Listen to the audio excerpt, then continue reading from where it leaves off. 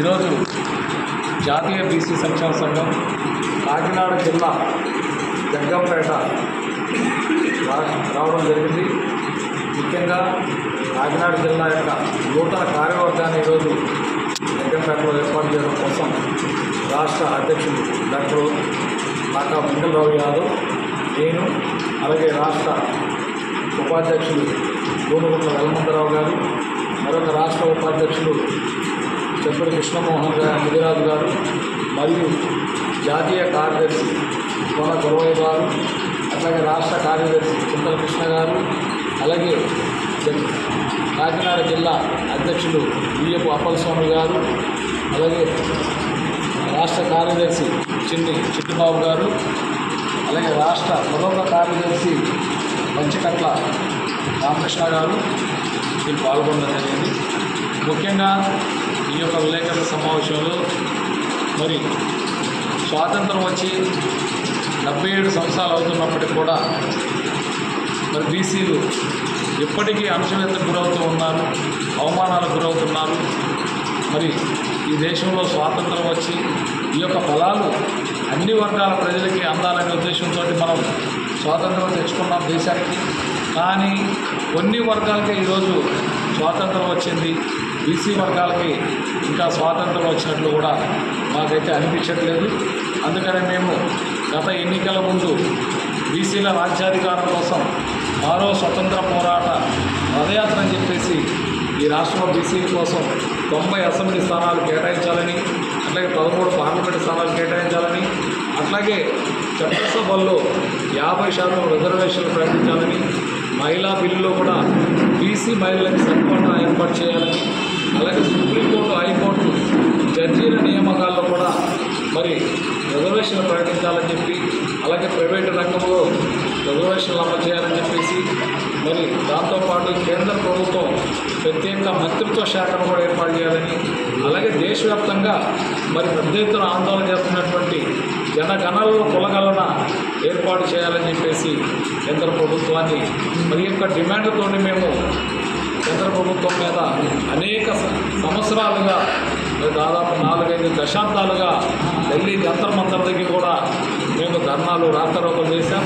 అలాగే దేశంలోనే అన్ని రాష్ట్రాల్లో కూడా పెద్ద ఎత్తున మరి ఆ యొక్క డిమాండ్ల కోసం మరి ఆందోళన చేయడం జరిగింది. అయినప్పటికీ కూడా దేశ ప్రధాని బీసీ అయినా కూడా ఈరోజు వరకు కనీసం ఆయన 10 సంవత్సరాలు అయితే ప్రధానమంత్రి బీసీల కోసం ఎటువంటి మరి పథకాలు పెట్టిన సందర్భం లేదు. మరి ఎస్సీ ఎస్టీలు చూస్తే ఈరోజు రిజర్వేషన్లు అందిస్తున్నారు, వాళ్ళకి చట్టసభలో రిజర్వేషన్లు ఉన్నాయి ఎమ్మెల్యే ఎంపీకి. కానీ బీసీలకే ఈరోజు చట్టసభలో రిజర్వేషన్ లేకపోవడం వల్ల రాజ్యాధికారానికి దూరంగా ఉంటూ రాజ్యాంగంలో భాగస్వామ్యం కల్పించుకోలేకపోతున్నారు. కాబట్టి అన్ని రాజకీయ పార్టీలు కూడా మేము డిమాండ్ చేసేది ఒకటే, మాకు జనాభా దామాషా ప్రకారం రాజ్యాధికారంలో భాగస్వామ్యం కల్పించాలనేది ప్రధాన డిమాండ్గా మేము మరి ఆందోళన చేస్తున్నాం. ఏ ఆందోళన ఎటువంటి ధర్నాలు రాస్తారోకలు చేయనటువంటి మరి ఓసీలకు ఈడబ్ల్యూఎస్ రిజర్వేషన్ కేంద్ర ప్రభుత్వం మేఘాల మీద ప్రకటించింది. మరి పార్లమెంట్లో బిల్లు పెట్టడం, వెంటనే రాజ్యసభకు పంపించడం, ఆ తరువాత రాష్ట్రపతి దగ్గరికి పంపించి ఆమోదం పొందారు. కానీ బీసీలు ఎన్నో పోరాటాలు చేస్తున్నా కూడా ఈరోజు వరకు కూడా బీసీల సమస్యల మీద బీసీల చట్టంలో రిజర్వేషన్లు కానివ్వండి ఆ యొక్క డిమాండ్లు అమలు చేయడంలో కేంద్ర ప్రభుత్వం, ఇప్పుడున్నటువంటి ప్రభుత్వం, గతంలో మరి కాంగ్రెస్ ప్రభుత్వం, అలాగే నేషనల్ అనేక ప్రభుత్వాలు పాలించినప్పుడు కూడా బీసీల సమస్యలు పట్టించుకున్న సందర్భం లేదు. కాబట్టి మేము ఇప్పటికే దేశవ్యాప్తంగా అన్ని రాష్ట్రాల్లో కూడా అందరితో సంప్రదింపులు జరిపాం. రాబోయే రోజుల్లో ఢిల్లీని కూడా మేము ముట్టడించి దిగ్బంధం చేయడానికి కూడా ప్రణాళికలు తయారు చేస్తామని చెప్పేసి కూడా తెలియజేస్తూ, అదేవిధంగా ఈ రాష్ట్రంలో ఎన్నికల ముందు గౌరవ ముఖ్యమంత్రి నారా చంద్రబాబు నాయుడు గారు ఆయన సూపర్ 6 అని చెప్పేసి పథకాలు ప్రవేశపెట్టారు. ఆ సూపర్ 6లో కూడా మరి బీసీలకు రక్షణ చట్టం అని చెప్పేసి తీసుకొస్తామని చెప్పారు. దాన్ని ఎంత త్వరగా తెస్తే అంత మంచిదని చెప్పేసి కూడా గౌరవ ముఖ్యమంత్రి గారిని కోరుతా ఉన్నాం.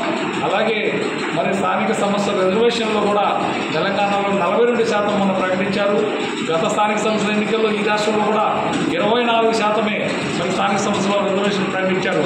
దాని కనీసం 42% తెలంగాణలో అయితే ఏ విధంగా అయితే అమలు చేశారో మరి ఆంధ్రప్రదేశ్లో కూడా రాబోయే స్థానిక సంస్థల ఎన్నికల్లో 42% రిజర్వేషన్లు అమలు చేయాలని చెప్పేసి కూడా రాష్ట్ర ప్రభుత్వాన్ని డిమాండ్ చేస్తారు. చేపట్టాలి. తెలంగాణలో కులగణన చేపట్టి మరి రాష్ట్రంలో వారు వెంటనే కేంద్ర ప్రభుత్వాన్ని కూడా పంపడం జరిగింది. అలాగే కర్ణాటక, తమిళనాడు, అలాగే బీహార్ అనేక రాష్ట్రాల్లో కూడా కులగణన చేపట్టాలనే డిమాండ్ పెద్ద ఎత్తున ఉన్నప్పుడు కూడా ఎందుకని కేంద్ర ప్రభుత్వం ఈ యొక్క కులగణన చేపట్టట్లేదు? మరి దాని మీద కూడా కేంద్ర ప్రభుత్వం సమాధానం చెప్పాలి. లేని పక్షంలో రాబోయే ఎన్నికల్లో బీజేపీ కూడా పెద్ద ఎత్తున కాంగ్రెస్ ఏ విధంగా అయితే మరి సమాధి చేశారో రాబోయే రోజుల్లో బీజేపీ కూడా అదే పట్టే అవకాశం ఉంది.